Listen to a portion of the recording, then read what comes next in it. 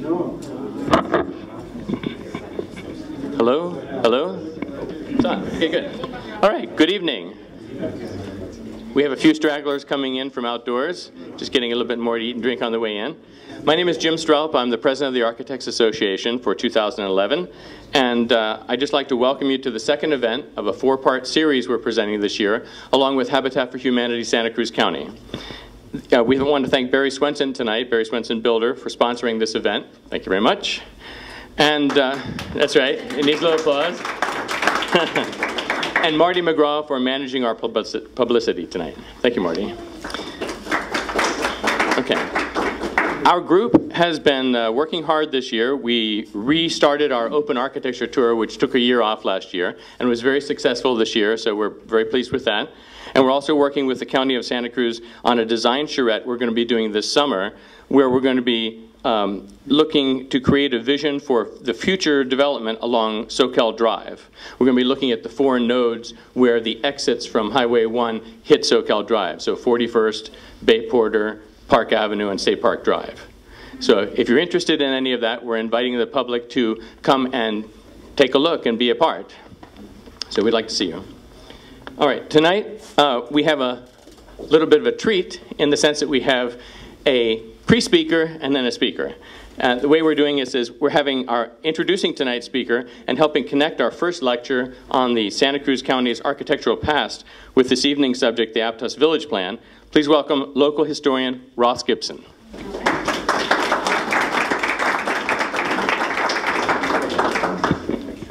Thank you.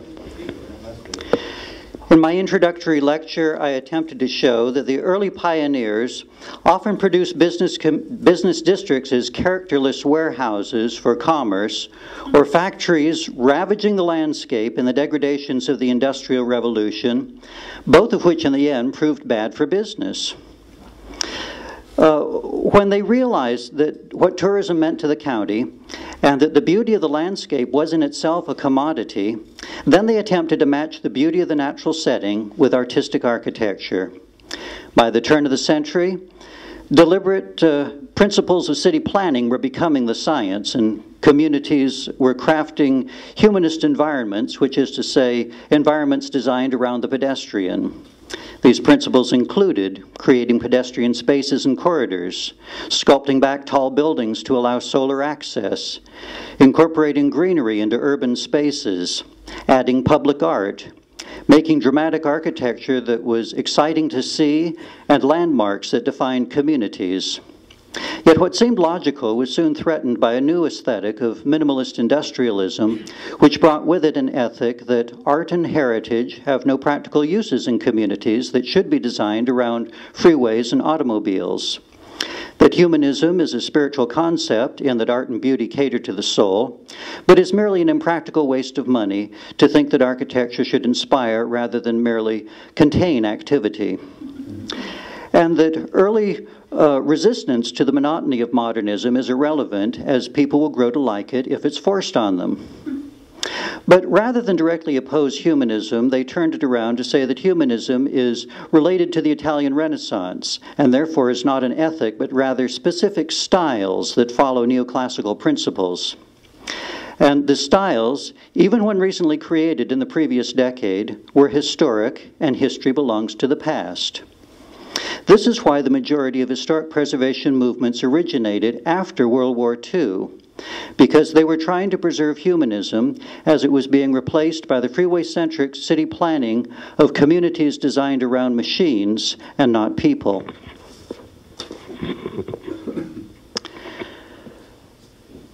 It is my personal philosophy that the cold architecture of blank canvases cannot compete with the embracing warmth of places that love people. So it was with great delight in the 1970s when I started to notice new buildings that complemented both the natural setting and historic neighborhoods. They understood the craftsman building ethic, and even when they were taking the styles in new directions. Among this new wave of architects were the studios of Thatcher and Thompson. A Minneapolis native, Matthew Thompson, got his Bachelor's of Architecture degree from the University of Minnesota in 1972, working with 3 Minneapolis architectural firms, including Miller, Melby, and Hanson, where Thomas Thatcher worked while attending college.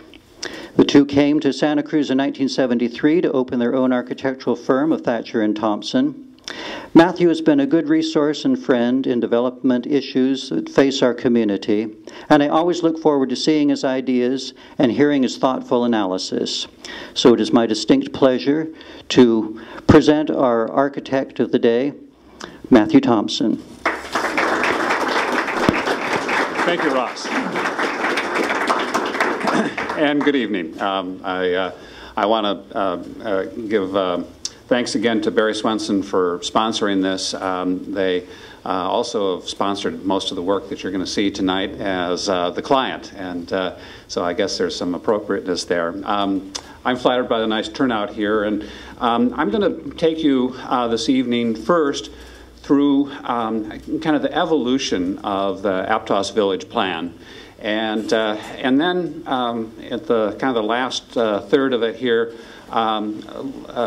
examine some ways in which, quite frankly, if we had a do-over button, things might have come together at least easier and quicker. The project in Aptos Village really needs a little bit of an introduction in terms of historic context. There are 19 historic buildings in Aptos Village, and the Aptos Village really was formed at the end of the 19th century as the railhead for logging operations in the mountains just above Aptos with a lumber mill, and Hinn, who was so busy developing the boardwalk in downtown Santa Cruz, was also the one who developed the mill and other buildings later in the village, including the little neighborhood that's still called the Hinn neighborhood, which is just east of where we were working. It meant that as we worked on Aptos Village, there were already buildings that had earned the affection of the community. It wasn't just a blank slate. We had some wonderful old buildings to play with. But this big white spot in the middle is the 8 acres that to this day remains essentially vacant. The striped building there off on the right here is the antique barn, the apple barn. But otherwise, it's essentially 8 acres of undeveloped land. Keep you, allow you to get oriented. This is the Bayview Hotel, Soquel Drive, Trout Gulch Road, the post office, Cathedral Drive, and like that. The Aptos Village planning process happened, got its first start in about 1979 when a plan was prepared called a design framework. Richard Peterson, who was a local architect, was the primary author for it, and this shows the land use plan for the village, and quite frankly, not much has happened in terms of changes to the land use plan, even in our current work. But the village plan, in fact, didn't allow anything to happen because there were 5 owners or 6 owners of the property, and nobody could ever find the wherewithal to combine them and make things happen. So in about 2002, there was a real feeling in the community that now it was time to finally do something with this 8 acres. And there was, in fact, a public-private initiative that really took off. The county was willing to get out in front and paid for, and commission had paid for a traffic study of Aptos Village. Also a market study by Kaiser Marston, a really good piece of work that established the need for commercial uses, residential uses, and the Public Works Department did an inventory of missing infrastructure, which has been one of the things that's always held up work in Aptos. But it was really a public-private effort because Barry Swenson stepped in after tying up a couple of the key pieces of that 8 acres and paid to prepare boundary and topo surveys, fund the public process and its facilitation, and hired us to do site analysis and urban design. The charrette, though, was really what got things kicked off. The county managed the process, hired MIG to, in fact, conduct the charrette. It was held on Saturday, June the 7th at the Valencia School, really well attended. There were over 60 people at the beginning and at least 50 people stuck around to the very end. The MIG methodology involves, whoops, wrong button, come back, involves creating a map to scale of the village and as a game board. And after spending about an hour brainstorming as a group, they divided up into 4 teams, and each team took one of these maps on a table. You can kind of see them up here. And they were given colored blocks to scale that represented exactly what the market study said could be supported by Aptos Village. So in fact, the teams of citizens were using the very tools that one would use to allocate space in the village. And it was a tremendously successful time. The 4 teams then each reported out their design at the very end, and there was a lot of similarity between the 4, a real consensus already. And here are the outcomes. Here's what people in the end said about their vision for Aptos Village, that it should have neighborhood-serving commercial spaces. They wanted stores that would actually be useful to them in their lives. It had to have adequate parking, and part of this reflected the fact that the village is presently chronically short of parking. They wanted it to be pedestrian-friendly with tree-lined streets. They described a small-town character. I do a fair number of charrettes. This was the first time I heard a community say in a charrette that they wanted the businesses to be successful as a particular point that they wanted to make. They wanted a strong visual identity. The village green, and MIG gave them green paper so that they could cut it out. The village green was spontaneously part of all 4 designs. And all of the teams figured out that the only way to get all of the things to fit in the village was to put some of the housing on top of commercial spaces, and sometimes even to create a 3rd story. All 4 teams ended up coming to the same conclusion independently. So after the charrette, we stepped in to start doing some initial design work. 2 of the teams had suggested that the new street connect with Trout Gulch and head up this way into the mountains. This is what we think of as Trout Gulch today, and it turns here at the post office, but the new street would connect to it there. The other 2 teams said, no, the new street should connect down to Valencia. So with a difference of opinion about this, we started to look at the 2 and realized that there were, in fact, things to be said for both. So before we had our first follow-up meeting with the public, we examined both options and did a kind of pro and con analysis that we could share with the public so that when we first got the public together, we could have them weigh in. And sure enough, when we did that, later in the fall, it's the Valencia option that, in fact, was the overwhelming consensus choice. So this first public meeting in the fall of 2003 was at the Aptos Park community building. It was so well attended that people didn't even fit in. They had to stand outside and look in through the windows. And We described what the charrette process had done. We described what we had learned in our initial site planning.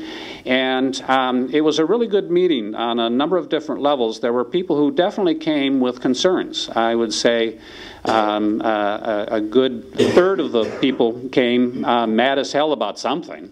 And so at the end of the meeting, we identified 4 issues, and we put clipboards at the back of the room so that people could sign up for which issue was their issue. And we surprisingly had exactly 12 people sign up on the clipboard for each of these issues, and we followed these up with evening meetings that were obviously of small size, a dozen people. And we took on first parking and traffic, but with Jack Sarayakov, the county traffic engineer there. And we started out with 12 angry people convinced that traffic and parking were going to be always a mess. And at the end of an hour and a half, they had come to understand what the traffic study said. And believe it or not, Jack Sarayakov can be very persuasive when there's just 12 people around the table, because every time they came up with some cockamamie idea that wasn't going to work or missed the facts, he wasn't at all bashful to let them know it. We also worked with the village committee on the village green and the sidewalk design, and for this I used a series of poster-sized photographs that I took from secret cities to show them different sizes of sidewalks and street design. And the interesting part there was that they always chose the smallest one, the smallest scale sidewalk or street. Over the next year, as we developed the initial specific plan for the area, we had a lot of opportunities to meet with the public. And one of the things that we found was that people were constantly misunderstanding the scale of the village and the nature of the problems that we faced. So I started using these comparisons here. Whoops, didn't mean to do that quite this fast. On the left here is Rancho Del Mar Shopping Center at the same scale as Aptos Village.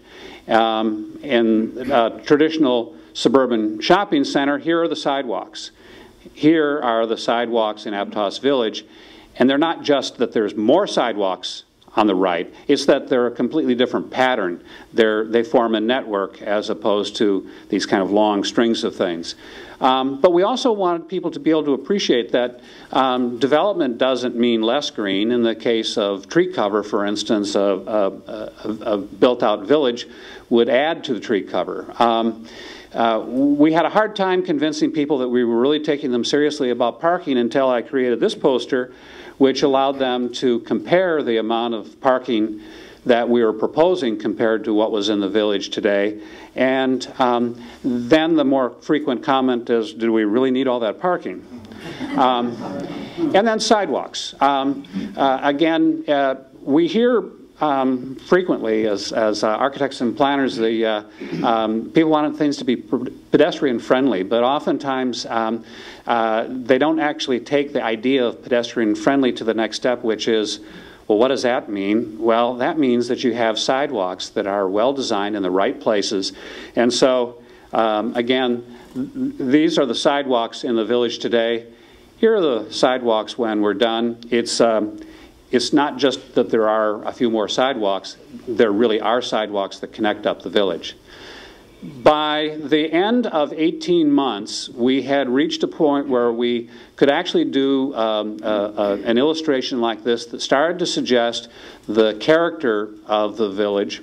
And we then started working on the specific plan. The notion of the specific plan was that unlike a typical project that goes through the zoning process, in a specific plan you really you set the zoning ordinances aside, you design the project, and then you kind of figure out, well, what would be the appropriate rules if you were to do this project. So it's all design-based. You don't ever ask yourself what the zoning ordinance says. You say, what is a good design? So as we set out to design the neighborhood spaces, pardon me, I keep hitting the wrong button here. The things that we took on were, first of all, street design. We had 2 major new streets to go in. How are we going to build them? I keep doing this. The Village Green, which was really important to everybody in the community who had anything to say about it. Build 2 lines, which is about how to place a building against the sidewalk, that you don't set things back. And then building edges. One of the things that we discovered when we did our photographic survey of Aptos Village is how many of the historic buildings extend out over the sidewalk, either with a porch roof or a balcony. It's in fact, the majority of the buildings in the village have a feature of a covered sidewalk or covered walkway of some sort. As a matter of fact, I love the fact that on the south side of Soquel Drive, they still have some boardwalk sidewalks. So we'll see how long that lasts. And then what we had to do was take the 65 units of housing and the roughly 60,000 square feet of new commercial space and figure out how to use it in the 8 acres by allocating it to building sites and then allocating a building program to each of those building sites, and then testing each of those building sites to make sure that we had enough parking. So essentially writing the program for the architectural phase. And then we had to identify the building typologies. Historic buildings is an easy one, but we knew from the charrette that we were going to have multi-story commercial buildings and mixed-use buildings with residential over commercial. And we also knew that on the north end of the village, where we back up to the residential neighborhood, that we were going to have some townhouses. This is along Granite Way, and then also some hillside townhouses, which we'll see here in a while. And then we had to actually compose a design for the village, and I think this is one of the places where how we approach this varied so much from conventional zoning. Because we had a blank slate, and because we could essentially use design strategies instead of zoning strategies, we started out with a hierarchy of buildings. There are some buildings that are just flat out more important than others. And building 4, which you'll see here in a little bit, is the building that's terminates the view from Soquel Drive up to the green. It's the, if you will, the most important new building in the village, because it's in fact how you can tell you've arrived when you reach the village. Imageability is something that I feel really strongly about. This is the notion that as we walk around in communities, we tell where we are by the image that we keep in our mind's eye. So it's really important for us to have landmarks. That's in fact how we keep from being lost. And so if you in fact create a neighborhood where you can always orient yourself because there's always a building that you recognize, you're more comfortable, you are more relaxed. So we worked really hard, to keep imageability, and we'll see this in a little while. And of course, massing, and then parking lot layout. In our experience with doing urban design for this kind of context, how to deal with the automobile is unfortunately almost the very first thing you have to deal with, because it overwhelms the landscape. The automobiles are just so big. And that results in what we call the regulating plan, and it looks like a parcel map because in fact what we did very consciously was to divide up the 8 acres that we were playing with into parcels, and we'll come back to that later. Each of the parcels is numbered, and as you go through in the specific plan, then there are rules and expectations for each numbered lot. And then we had to create a form code, and this is essentially what replaces zoning. If you have a specific plan and there's no zoning attached, you have to come up with a set of rules that essentially provide a framework for architects to come in and then design individual buildings. And so you can see, for instance, up here, we specifically made it clear that you're allowed to put roof canopies over the sidewalk, that you're allowed to have balconies and porches above the sidewalk. that you can create these kinds of arcades. We include sign rules that are somewhat different than the conventional rules. We deal with nature of planting along sidewalks and building edges. We deal with roof shapes and building composition.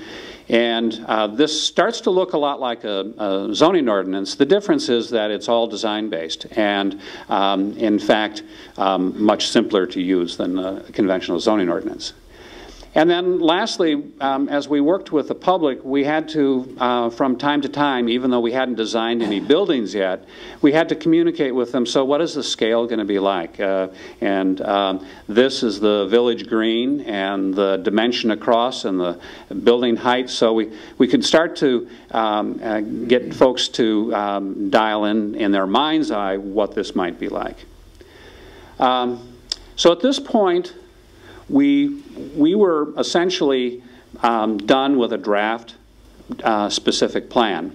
And the next step really was to take what we had come up with and to test the market analysis, have independent market folks come in, real estate brokers, commercial real estate brokers, and the like, look at our design and say, okay, is this going to add up? Is there going to be a market for this? Is there going to be an ability to get enough rents to cover the cost of construction, which of course meant that we had to estimate project cost, and of course Barry Swenson's team did that. We also had to work with the county staff to identify exceptions to zoning. Now we didn't really in the real world need to do this, but they thought we needed to. And then we had to plan implementation strategies. It's important to remember now that this is still made up of separate parcels, and it's surrounded by more parcels. There's probably a dozen landowners that are in one way or another affected by the project. And there was a railroad crossing, and there was confused ownership of the road that leads into the state park. We had to get a bill passed by the state legislature to clean up the title problems with the road that leads into the park. And hats off to the county, they got that done. But at a certain point, and not at a certain point, at a very specific point in early 2005, we had a new planning director who had been working with us for a couple of months. I don't know where the decision came from, but there was a fairly abrupt decision that we weren't going to do a specific plan after all. The county had never done one before. There was a sense that it would be too complicated and make things more difficult to get approved. And we weren't in any position to argue about things like that. And what the planning director wanted to do was instead a more conventional approach using an area plan update, taking that 1976 plan that we saw a little bit ago and update it, and then develop the project by using a planned unit development, which allows us to vary from the zoning ordinance for a specific project. But this had real consequences, and one of the first ones, and for the architects in the audience, they'll understand this. In a plan development, you have to design all the buildings at the beginning. With a specific plan, you do the plan and then you have architects come in after the plan's been adopted and they design buildings. So it was a disappointment to be told that now we had to design the 18 buildings that were going to be making up the village, when we had really hoped that, in fact, this could be done at a later date with a lot of architects. So to get over this notion that we are now just one architectural firm doing this, we took 3 people in our firm and teamed with 2 architects in the architectural firm that's part of Barry Swenson. And between the 5 of us designed the 18 buildings so that we could try and keep some variety in it. But it was still a disappointment that we were going to have to go through the plan development process. But the first step, in fact, was to do the area plan update. So we agreed to provide the graphics for the area plan update. As published, the area plan update is in black and white, so you get to see the color ones. But they included the kind of typical things that planning documents have, and again, this one looks remarkably like that 1976 area plan drawing you saw.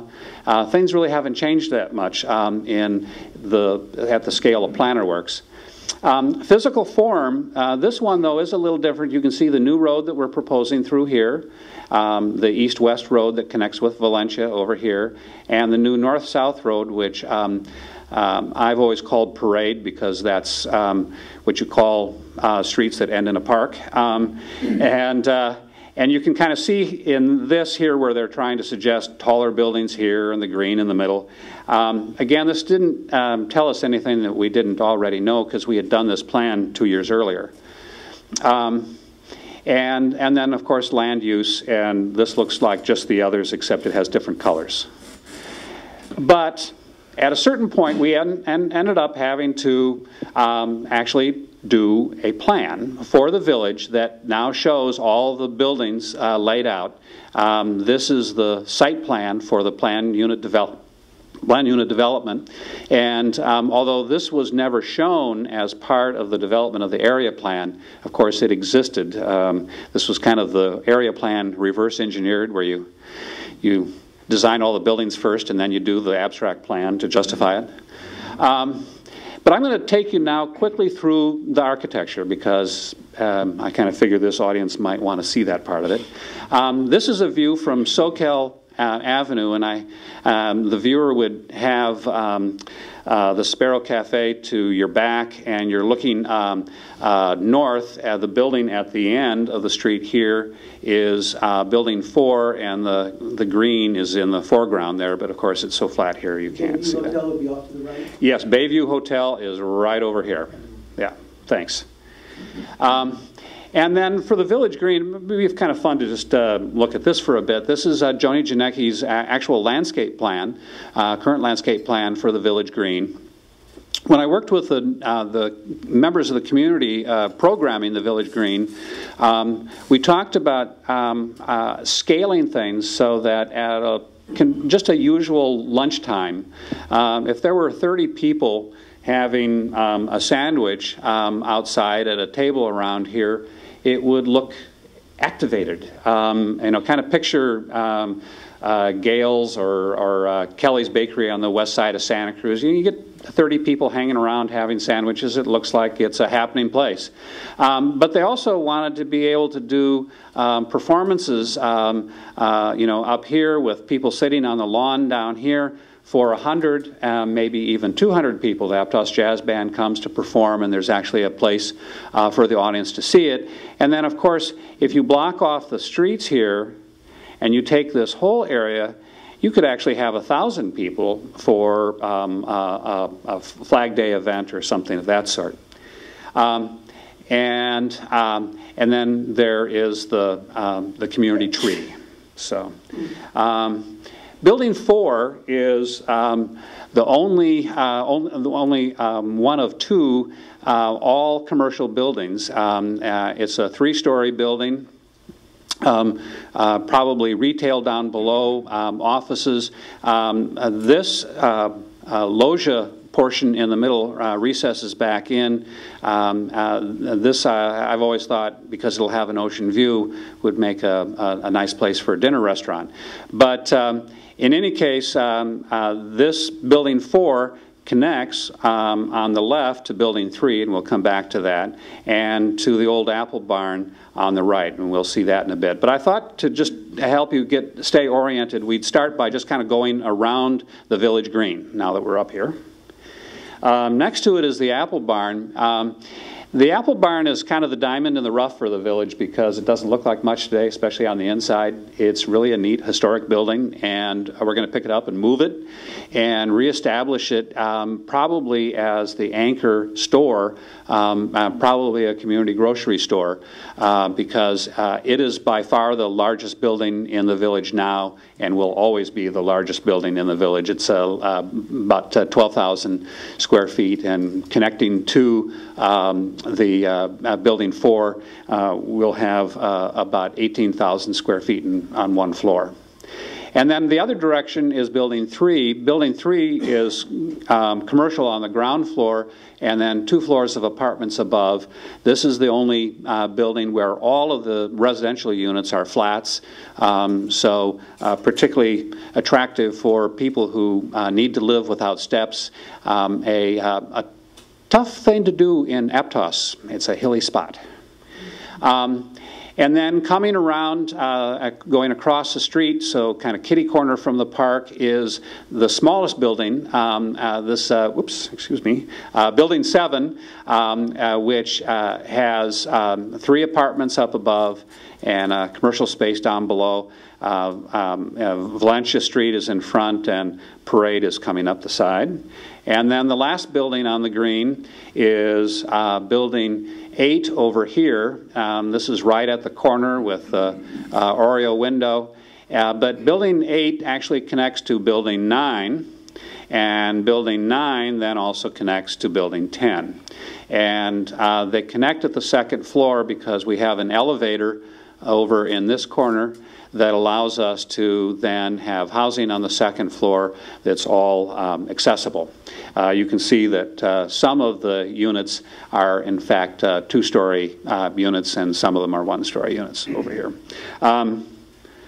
Building 10 is one of our kind of sad stories because it was a really sweet building with a flat roof, and the Board of Supervisors, when they adopted the area plan in their infinite wisdom, decided to outlaw flat roofs in Aptos Village, so we had to change it, and I'm disappointed.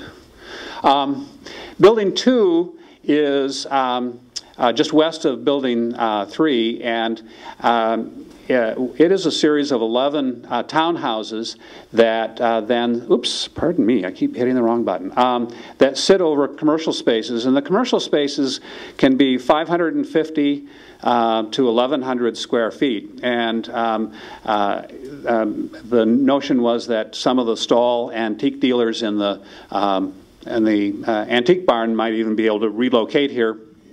On the 2nd floor, you can see our, as I say, a series of 11 townhouses. Building 6 is my favorite, one that I did. This is at the corner of Valencia and Trout Gulch, and so it's kind of another entry building. It's it'll have a very strong presence on that corner. You can kind of see it's fairly tall, and this is Valencia coming down, and Trout Gulch is coming down on its way to Soquel Drive. Again, introducing this notion of a 2nd floor loggia, an outdoor deck that extends out to the east. This is also a 100% commercial building on both the 1st and the 2nd floor. And then moving up the hill behind Building 6 are townhouses. This is along Granite Way, and there are a total of, how many townhouses? 11 townhouses on this one too, as I'm pretty sure. I'm not going to stop and count them. And these essentially create a transition area between the existing single-family north that is on the other side of Granite Way and kind of up Cathedral Drive, and the mixed-use village down below. It was interesting at the charrette, all 4 teams figured out how to do this without any prompting. That is to say, to use a cluster of multifamily housing as a way to transition from the existing neighborhood to the new village. I actually find that at the charrettes, the general public seems to be every bit as good at picking up planning concepts as our local staff. And then finally, Building 11 is literally on a hillside. You can see how intense the hillside is over here, and it is 6 townhouses that step up the hill with garages cut in as basements. And a shot here of the village green, and of course you're seeing Building 4, the old apple barn, antique barn relocated, and Building 3, the apartments with the village green in the foreground there. Building 7 would be right next to us here. And so... Look at the numbers real quickly, Matthew. show us what 4 and 6 and 9 Okay, yeah, let me do that. Oops, I didn't mean to do that. Back one. Here's the green. So looking up Parade, here's building 4, building 3, the antique barn picked up and rotated and plopped down over here. Here's building 6. Here are those townhouses that kind of separate the village from the existing single family up here. Here are those hillside townhouses. Yep. Yep. What's going to happen at the intersections between Trout Gulch and Parade and Aptos Creek with all the additional traffic? Okay, that's a good question. Part of the reason that Jack Saryakoff was so cocky in answering the neighbors' concerns about traffic is that there really had already been a lot of traffic work done, not just the recent one, but earlier studies. And they all indicated that by signalizing Trout Gulch at Soquel Drive, pretty much all the problems are solved. Now, that isn't to say that they don't want to also ultimately signalize this intersection as well. So the automobile traffic portion of it actually is fairly small because you've got to remember this is still a really small area. Another way of thinking about it, all of the commercial area, all the new commercial square footage that we're putting in the village would fit inside the Best Buy store on 41st Avenue. So, yeah. So this is not a very big area here, folks, and so the traffic consequences were never particularly big. The bigger consequences, of course, were the fact that Trout Gulch carries a lot of traffic from Upper Aptos that gets trapped down at this intersection, and that's where the signalization is necessary. Parade Avenue, one-way or two-way? Two-way. Yeah, the streets are two-way, and maybe just a slight comment about that. The street geometries, the dimensions and everything are very carefully worked out and are based on really well-established patterns. After we had done this, and it was as final as this drawing as you can see here, I found myself in Bar Harbor, Maine to visit my brother, and Bar Harbor is a beautiful place, a tourist destination, a lovely little village. So I got out my tape measure, because I always have my tape measure, and measured the streets and sidewalks, and it's exactly what we have here. The distance between buildings is exactly the same. The distance between curbs is the same. It's really a conventional village street and streetscape. Now let me, I wish I could put down the microphone, but let me take a break here, because where I'm going to transition to now is kind of, so if we had a community consensus and we had a plan all worked out in 2005, the specific plan draft written, well supported by the community, how did we get to 2011? And I think that's a fair question, because not a whole lot happened in that intervening period of time. We certainly had a chance to talk about things more than once, but in fact, not much happened. It was really a classic case of a design-based project being plugged into a zoning system, and quite frankly, zoning just doesn't work very well. It doesn't work very well in most cases, except in perhaps suburbia. So I thought it would be useful tonight to ask the question, and I'm hoping to answer the question, how could it have been different? What would have happened if we had used our time more wisely over the last 6 years? And in fact, the village was now largely built because we had, in fact, gotten the entitlements in 2006, and architects had worked through 2007 and then built it in 2008. That's not crazy. Certainly, Frederick Hinn would have thought that that was a pretty appropriate way to go about it when he was building the village the first time. So, as it turns out, in my professional practice, I've come across some techniques that I think are worth considering. When we get frustrated with the planning process, we're inclined oftentimes to say, well, you know, it's that planning staff. If it weren't for the planning staff, this would just fly right through. Or, you know, it's the Board of Supervisors, it's the Planning Commission, or it's that zoning ordinance. God, it's that, if we had a better zoning ordinance, things would be better. Or maybe if we didn't have CEQA and all these attorneys just making things miserable for us, we'd have an easier time of it. But I work in enough different communities, so I'm convinced that while all of those players probably have something to do with things not working as well as we'd like, in fact, it could be the answer, or you wouldn't be able to see the very same thing happening in community after community. And I'm convinced that the real problem is that zoning is the wrong tool for what we're trying to accomplish here. And that isn't because we've got the wrong people using it. It isn't because we've got the wrong politicians in office. No, it's just zoning's the wrong tool. So what is the right tool? Well, for a long time, I had a hard time even allowing myself to daydream about that because I couldn't imagine how any new tool would replace zoning. I mean, there are 30,000 professional planners in the country using zoning. How are we going to convince these 30,000 people to go back to school and do things differently? That didn't seem like an even interesting question. So for a long time, I just kind of figured, well, we'll just make do the best we can, and we would do planned unit developments and the like. But about 10 years ago, I was introduced to a new way of looking at things that, in fact, has gained a lot of support in the planning community. But it does require you to actually think completely differently. It says, forget about zoning, forget about land use. And that's a tough one because planning kind of starts with land use in most people's minds.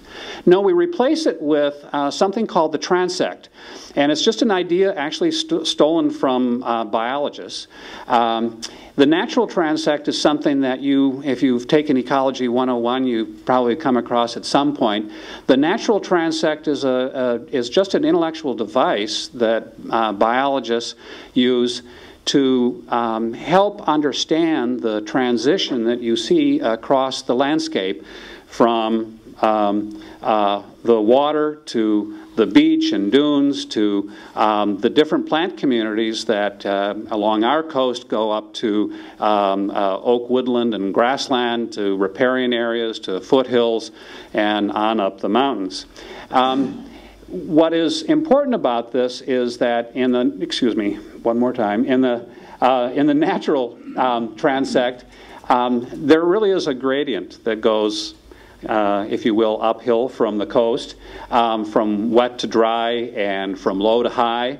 But that we also know that there's actually an order within each one of these different places along the transect. If you picture a riparian area, within that riparian area, you can understand the order of the plant and animal life that's within that part of it, and then they're all connected.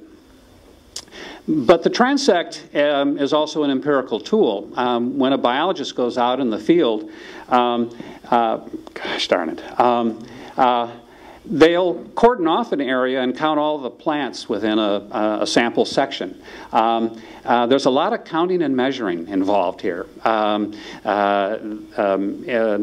keeping track of a normative baseline. A biologist wants to know, okay, so what is the average rainfall in this spot? Or what is the average days of sun in this spot? What is the baseline for this ecological niche? And then also, what is the function and value? What are the functions of these particular trees or these particular bushes? And in this case, what kind of value do they add to the area? Now, the biologists got this figured out, and then a smarty-pants architect said, you know, there's an analogy I can picture. How about a rural-urban transect instead of a natural transect from wet to dry and low to high? So in the rural-urban transect, we identify 6 transects. The first one is called rural preserve, and that really is wilderness. And what we mean by rural preserve is that we're setting this land aside, and pretty much in rural reserve, humans are best if they're not seen or their effects seen. We like to think that these are self-regulating habitats. T2 is the rural reserve, and that's really that's farmland and parks. It's the working landscape. It's landscape that we have taken over as humans and put to use. T3 is the suburban zone, and this is most of Santa Cruz, is the suburban zone, or suburban transect. And in T3, there are some key markers, if you will. In T3, the automobile is how you get around. You might walk a little bit for recreation, but basically the way you get from one place to another is the automobile.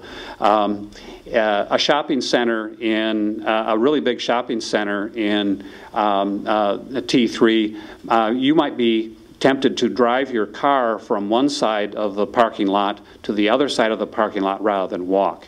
And as I said, most of Santa Cruz is T3, but T4, general urban, is Aptos Village, and in fact is if you kind of picture Aptos Village in its context, it's an island of general urban surrounded by suburban. T5 is the urban center, and that's easiest. Just picture downtown Santa Cruz along Pacific Avenue. And you have to go to San Francisco to get to T6, so we won't spend much time talking about it. So let's go back to the suburban transect 3, and here again, remember the automobile is the way you get around, but also think of how buildings are placed in the third transect. They're usually in a landscape setting. As a matter of fact, in the beginning of our suburban development in this country, in the beginning of the 20th century, park-like setting was the way you described a really good suburban community. But it meant that buildings are always seen with landscape in the foreground. So you're composing your building as an element in a landscape with always a landscape foreground. General urban is different in the sense that now a very important method of getting around is walking, because T4 is designed for walking. So it has to be more compact, and it has to have sidewalks. So the general urban transect is the one where the pedestrian has at least parity with the automobile.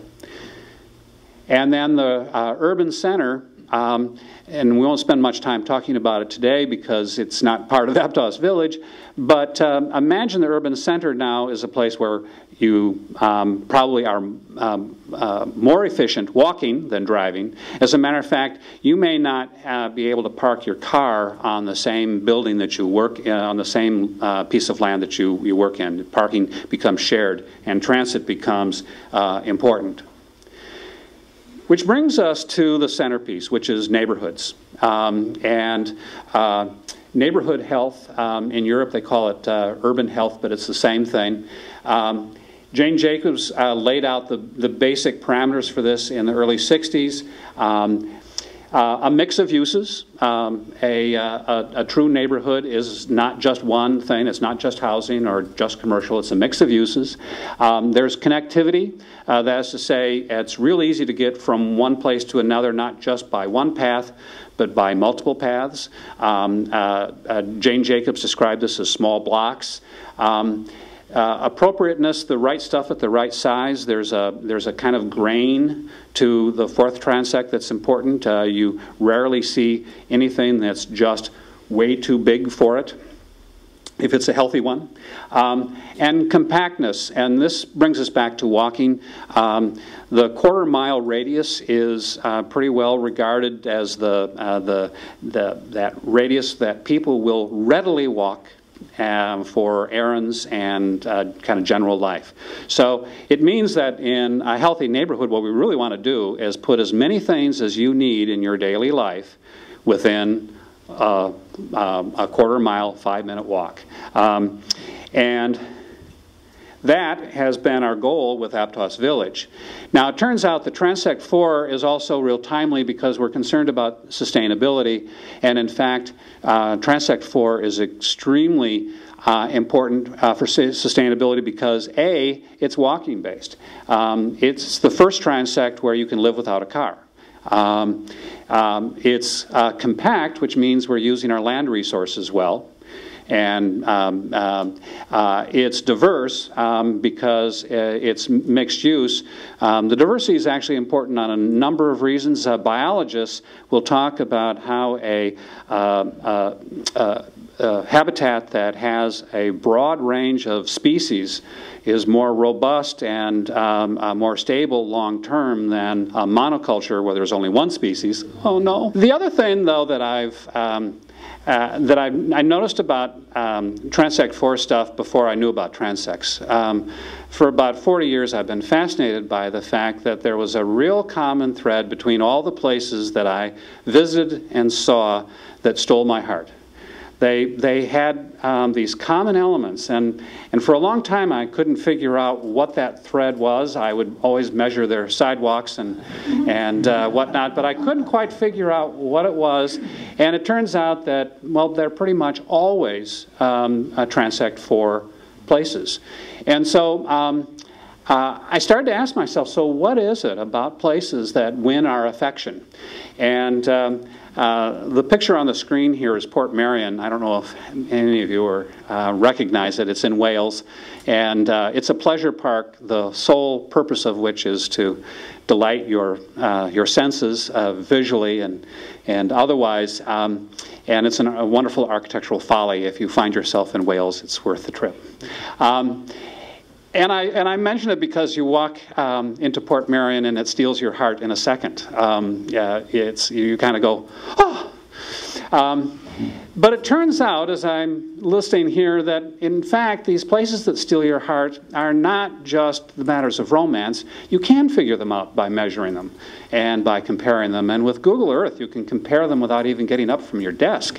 And it's really true that since Jane Jacobs, we've been really keen on this notion of evidence, that you understand places, in fact, by studying them, not in an abstract way, but in a real measure it kind of way.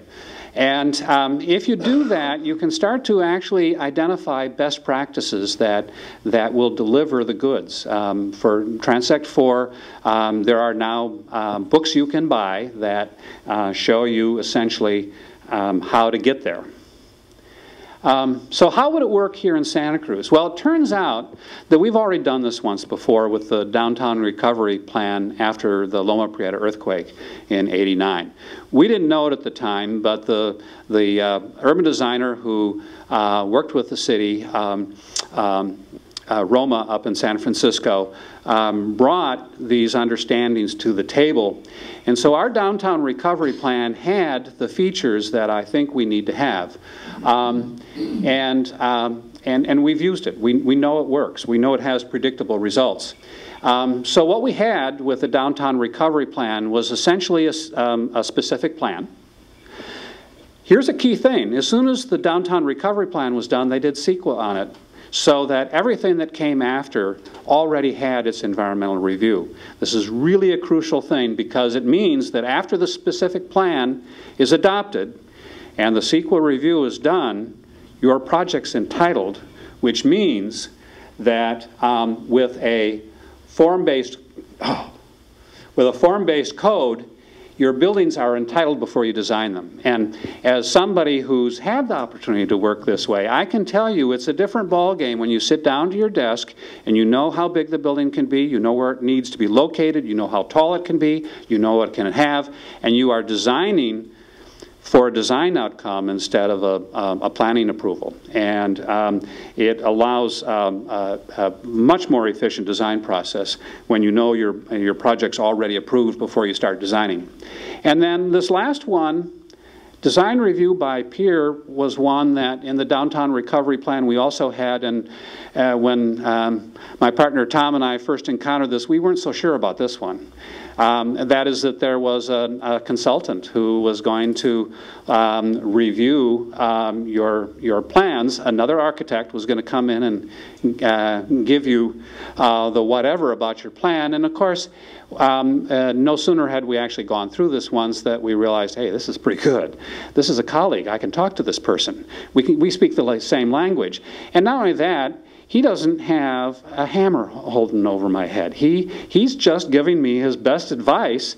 I can take it or leave it. My project's already entitled. It makes for a really good conversation, and I don't think there's any question but that University Town Center benefited from the interaction that we had with the folks at Roma. Now, with Aptos Village, we've already done the hard part. We already have consensus on a plan, the part that is usually the tough part. And so we already know how to do that part, I think, pretty darn well. The actual mechanics of adopting a specific plan aren't as mysterious as they're sometimes made out to be. What we need is the implementing tool of a form-based code. And what I've put on the screen here is something called a page out of what's called the SMART code, because if you're a community like Santa Cruz that's new, it turns out you don't actually have to write the form-based code. Somebody's already done it for you, and you don't even have to buy it. It's free. The form-based code part we already have available to us. All we have to do is start using it. So why is it worth going through all of this? Well, first of all, it lets neighborhoods evolve in a way that actually reflects the community, because remember, we had the community completely on board by the second public meeting. We had consensus, and the disappointing part is that what I hear when I run into people in the community now is, whatever happened to that plan? We really liked it, but we haven't heard anything in ages. Because the architect sits down to design a building that's already entitled, it's a lot faster and a lot cheaper because you only design it for your client, and you don't have the planning review process. Here's an important one: enhance opportunities for adjacent property owners to create mutual projects. There is currently no way for two property owners who have property right next to each other to do a successful project in the county of Santa Cruz as a mutual project. We've tried. None of them have ever been built because zoning just hates this kind of stuff. But in fact, specific plans, because they're using a form-based code and this regulating plan, it makes it very easy for two adjacent property owners to cooperate. Improved neighborhood health and self-esteem. I'm big on neighborhood health these days. I am absolutely convinced that that healthy neighborhoods are really appreciated by the people who live in them, and it's what makes people proud of their neighborhood. You know, we've heard the old song from realtors for years, location, location, location. Well, if you stop to think about it, what they're really saying is neighborhood, neighborhood, neighborhood. And if you want to make a smart investment, invest in making your neighborhood healthier, because you're in there for the long run. Wider opportunity for small local investors. Some of you may remember Terrace Point from a million years ago. Jim Pepper, from the former professor at UCSC Environmental Planning, and I worked together on that for years. And one of the things that we were fascinated with was the fact that everybody wanted to make the buildings bigger. And we kept trying to figure out how to make the buildings smaller, because, in fact, there is real value in small buildings. So how do you get small buildings? Well, it's really hard once you have a big lot to break it up into smaller lots, quite frankly, almost everywhere. But it didn't always used to be this way. And Jim and I discovered this by looking at old maps. It used to be that you would plat a whole block into 25-foot wide lots, and it didn't mean that you built 25-foot wide buildings. If you wanted to build a 75-foot wide building, you bought 3 lots. Well, that's a really good way to think about things, because if you start out with small lots, it means that if you want to build a small building, you actually can, and you don't have to become a developer to do it. And if you build a small building, you hire your own architect, you hire your own builder, you have your own mortgage. And so what it comes down to is that in Aptos Village, what we really were trying to do is create an opportunity so that somebody could buy a piece of ground, hire their architect, design the building, build the building, maybe even live and work in the building. Red Tree Properties project on the far west side on Delaware is a modern-day attempt to get back at that. One of the most disappointing things about having to do the PUD, quite frankly, was being the only architect, because we had to really work hard to keep the variety that would have come naturally if 18 buildings had been designed by a dozen architects. Lastly, for some of you, this isn't new. You know about communities like Seaside, Florida, where these techniques have been used. And we do hear from time to time concern that, oh, yeah, I've heard about this form-based code stuff, but it's just going to give us a pastiche of old stuff, and we're not interested in that. We're in the 21st century. But in fact, that really is a bum rap, because there certainly have been a lot of new urbanist form-based code projects that have used traditional building vocabularies, in part because this is caught on in parts of the country where that's really appreciated, and in part because almost all of this is being done by developers who ultimately need to sell it to the public, and they try and meet public taste. But one of my favorites, this is called Beer Line in Milwaukee, and if you find yourself in Milwaukee, it's worth looking into. It's huge. It's along a river that used to be breweries and rail lines, and it's a huge, very dense Transect 4 neighborhood, very successful. And the architecture's like this, very contemporary, wonderful pedestrian neighborhood. This is Seaside, kind of the one of the first to get built at an appropriate scale. But even in our firm, you know, we did this in Aptos Village, but then for the same developer, did this on the west side. I consider the specific plan form-based code thing, transect-based, to be really style neutral. That's kind of what the architects bring to it. And there are some form-based codes that write style rules into it. We have been both the creators of specific plans and the architects using specific plans. And so we did buildings in Hercules for a specific plan done by another firm, and that did have style requirements. And they were pretty ridiculous. So I certainly don't suggest them as being the way to go about this. So this is the last slide. If you're interested in this, Congress on New Urbanism is a large organization. The Center for Applied Transect Studies are actually the folks who are working on developing form-based codes that use the transect as the way of understanding things. So how do you do this without throwing zoning out? Well, the good news is that you don't have to do the whole city at one time. Although you can, Miami, Florida, did a transect-based code for the entire city of Miami. So some people really go for the gusto. But here in California, Petaluma took their downtown area and made a specific plan just for the downtown area. I think that it's entirely appropriate to do specific plans and form-based codes for things as small as 3 acres, because even a 3-acre project can have a huge impact on a neighborhood. So the real test is this going to make the neighborhood more healthy? Is this project of the size that it could actually affect neighborhood health? Well, if that's the case, then there's certainly a good reason to not approach it one building at a time, but use a form-based code and a specific plan. All right. Okay. Thank you, Matthew. Thank I you. really appreciate it.